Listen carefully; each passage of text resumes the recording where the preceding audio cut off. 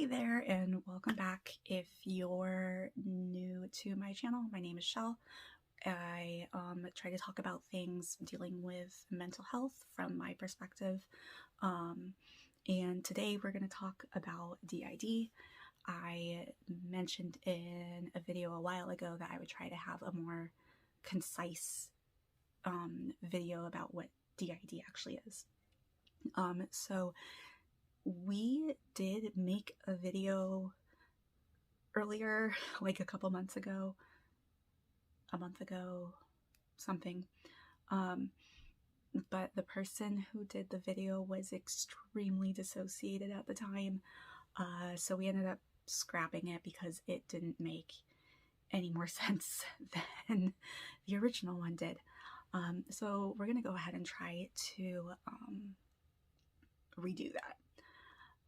So DID stands for Dissociative Identity Disorder. And it used to be called Multiple Personality Disorder until they gained a better understanding of it, and that is when it was renamed DID. So basically what it is it is a disorder that belongs in a group of disorders in the DSM called dissociative disorders. And the requirements for the diagnosis are essentially that you have dissociative amnesia, which is basically like it's amnesia where you might forget certain details about yourself, you might forget details about the past, you may have difficulty accessing memories, and these are all things that are not caused by either a medical condition or some kind of head trauma. And the other thing is that the illness is characterized by having at least two distinct identities within the same body that is not explained by other cultural explanations, such as things like possession, or there's in some cultures, like, you do actually become a different entity, or like mediumship, that would not be considered DID. So it does take into account that there are different cultures and religions that may have a different experience when it comes to having additional entities within the body. That does complicate things, but that's for a future video. So basically it's having two or more distinct identities in the same body, who have their own memories, personality traits, names, characteristics, along with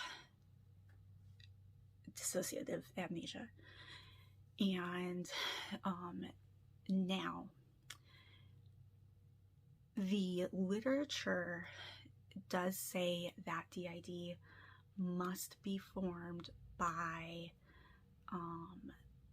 really severe repeated trauma before the ages of 6 to 9. However, in my reading of the DSM, and I may have just missed this part, I don't find that criteria in the DSM. The DSM states that it is usually a cause of severe and repeated trauma.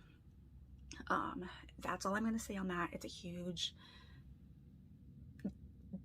form of like discourse in the DID community, and I'm not going to get involved in that conversation. But so essentially the way that we experience it is that I basically have different identities that have their own thoughts, their own feelings. They hold memories that I don't hold, and they see themselves as differently than the body. They're different. I have different ages, different genders, different sexualities, different how they see themselves ethnically. And that is another topic of conversation that will get addressed in a different video. And they do have different skills and knowledge than I might have. And not only do they exist, but they do come forward and take over. And that's what's called switching, when somebody else comes and takes control of the consciousness in the body. And the person who is in control is called the person who's fronting. And then you can have more than one person who's in control. That's called co-fronting, which is extremely uncomfortable. And then there's also what is called co-conscious or co-con.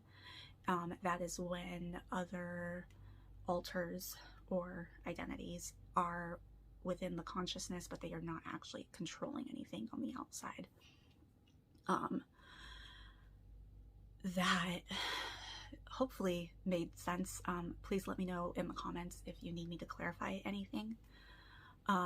Now, with the dissociative amnesia,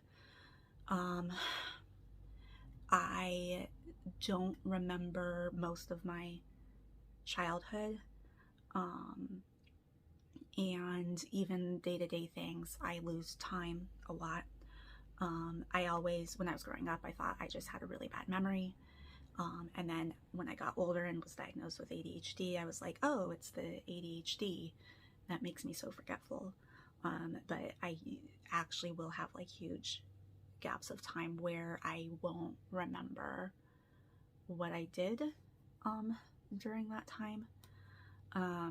And I'm only like just realizing that that's what happens. And I think it's hard now because I don't do a whole lot during the day. And so it's easy for me not to think about the gaps of memory because there's nothing that I would have been doing during that time anyway. So there's nothing to really take note of, but I don't remember it.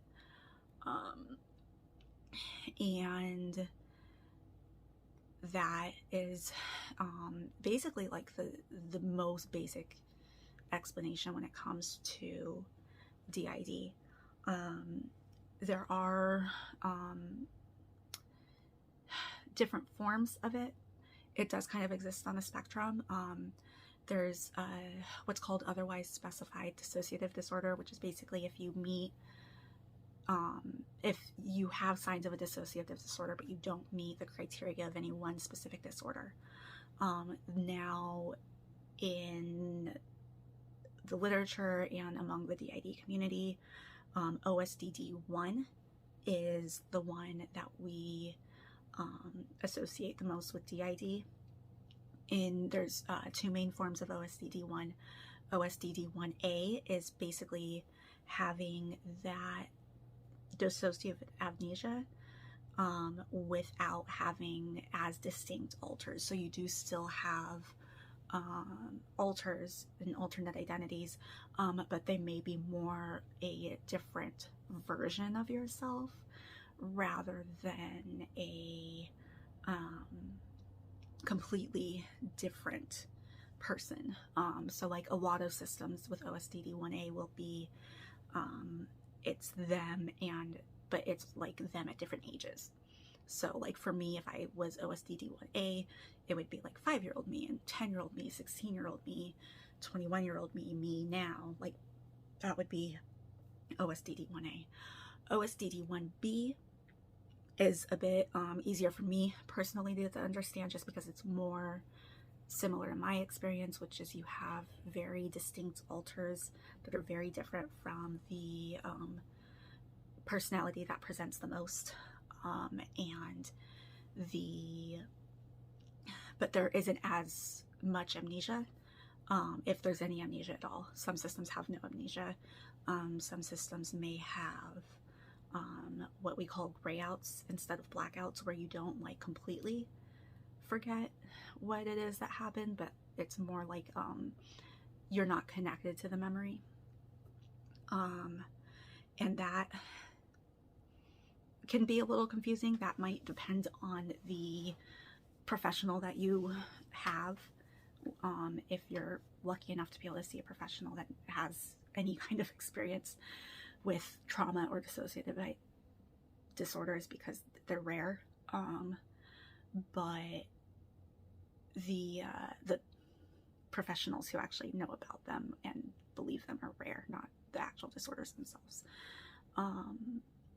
And so people who have OSDD 1B, who get the grayouts, depending on the professionals, they might actually get diagnosed with DID, because in the DSM, it does just say that amnesia has to be present and it has to be more than typical forgetfulness, which if anybody can point me to the definition of typical forgetfulness, that would be great.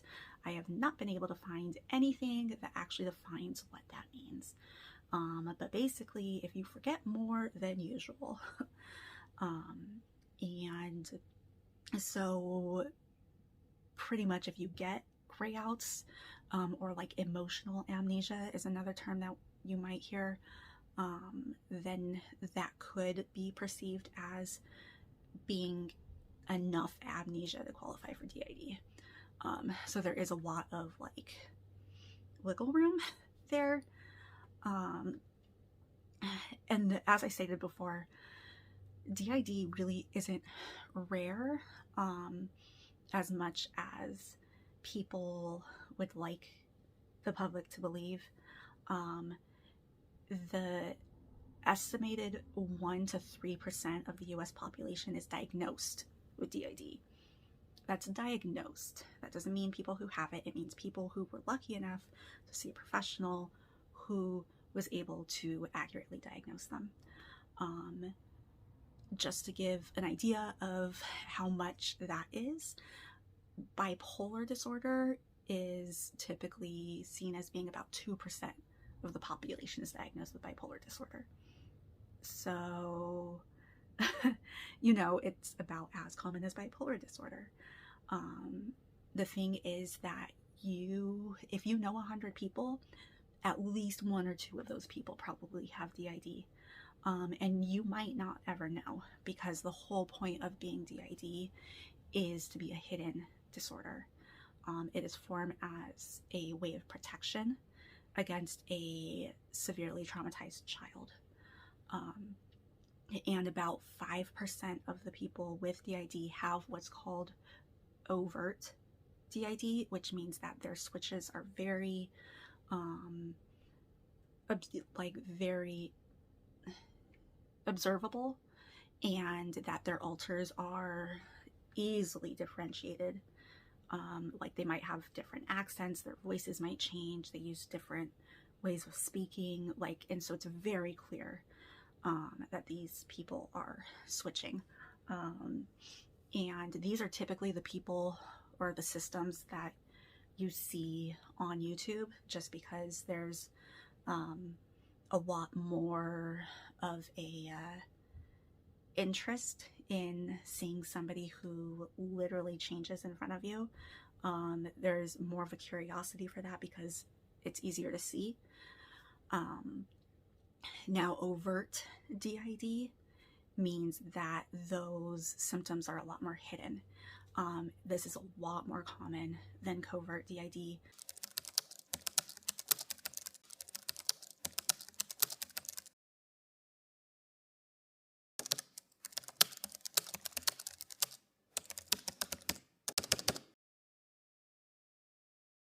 These are going to be the people in your life that you don't know have it. And the reason for that is when they switch, it may not be noticeable, or it may be played off as something else. And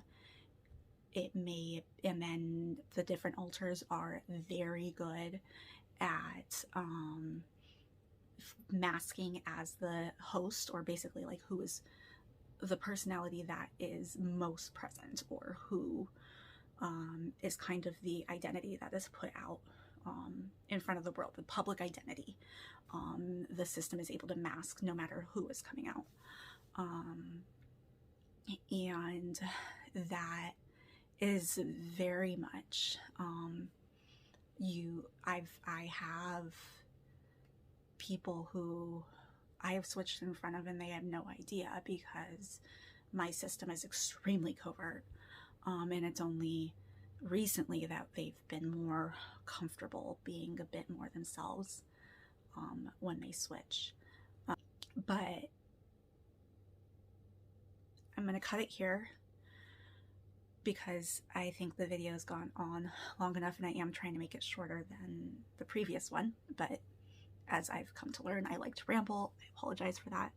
But I will continue to talk about DID, how it affects our lives, as well as how it interacts with our BPD, because BPD is very much affecting my life right now. So those are the two areas that I will continue to focus the most on. But until next time, take care, stay well.